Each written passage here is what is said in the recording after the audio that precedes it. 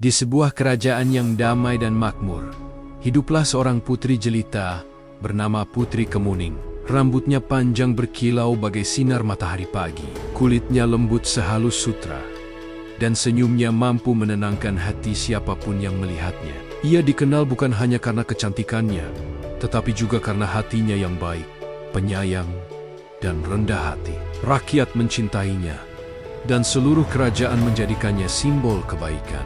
Ayahnya, Raja Aruna, memerintah dengan bijaksana, namun di balik kemegahan istana, Raja sering kali murung. Ia takut kehilangan putri semata wayangnya itu. Kemuning, engkau adalah cahaya kerajaan ini. Ayah hanya ingin engkau selalu aman dan bahagia. Ayah, hamba akan selalu menjaga nama baik kerajaan. Hamba percaya, kebaikan akan selalu melindungi kita. Namun, di luar tembok istana, ada seorang penyihir jahat bernama Nyi Durgamaya. Ia iri dengan kecantikan dan ketulusan Putri Kemuning. Setiap malam, ia mengintai dari balik kabut. Selama putri itu hidup, semua orang memuji kebaikan. Tapi, nanti, semua akan tahu, tidak ada yang lebih berkuasa dari diriku. Dengan sihir hitamnya, ia menebarkan wabah penyakit ke seluruh desa. Rakyat mulai menderita, dan Raja Aruna pun menjadi panik. Melihat penderitaan rakyat, Putri Kemuning tak tega. Tanpa rasa takut, ia memohon izin kepada ayahnya. Ayah, izinkan hamba mencari penyebab musibah ini. Hamba yakin, kebaikan harus diperjuangkan. Tidak, Kemuning, dunia luar penuh bahaya. Bagaimana hamba bisa disebut putri kerajaan jika hamba hanya diam melihat rakyat sengsara? Raja terdiam.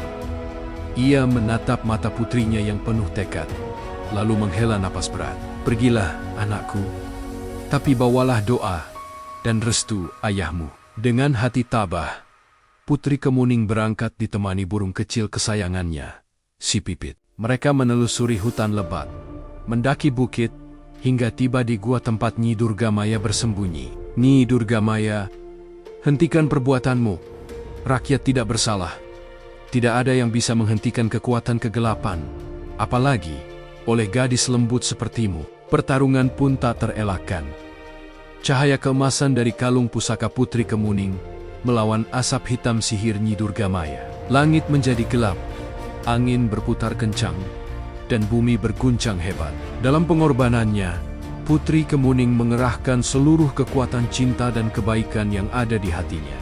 Ia berdoa dengan tulus, "Ya Tuhan, jika kebaikan harus menebus kejahatan, biarlah tubuh ini menjadi cahaya bagi dunia." Seketika, cahaya terang memancar dari tubuh Putri Kemuning, membungkus seluruh hutan dengan warna kuning keemasan. Nyi Durgamaya lenyap ditelan cahaya itu.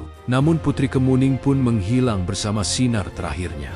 Ketika Raja Aruna dan rakyat datang mencari, mereka hanya menemukan hamparan rumput hijau kekuningan yang memancarkan aroma wangi menenangkan.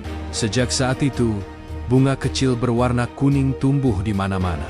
Rakyat menyebutnya bunga Kemuning sebagai simbol cinta, pengorbanan, dan kebaikan hati sang putri. Engkau tidak pernah benar-benar pergi. Engkau kini hidup di setiap hembusan angin dan sinar matahari yang hangat. Dan begitulah, legenda Putri Kemuning menjadi kisah abadi di tanah Jawa. Sebuah dongeng yang mengajarkan kita bahwa kebaikan sejati takkan pernah hilang, karena ia akan selalu tumbuh seperti bunga kemuning yang harum sepanjang masa.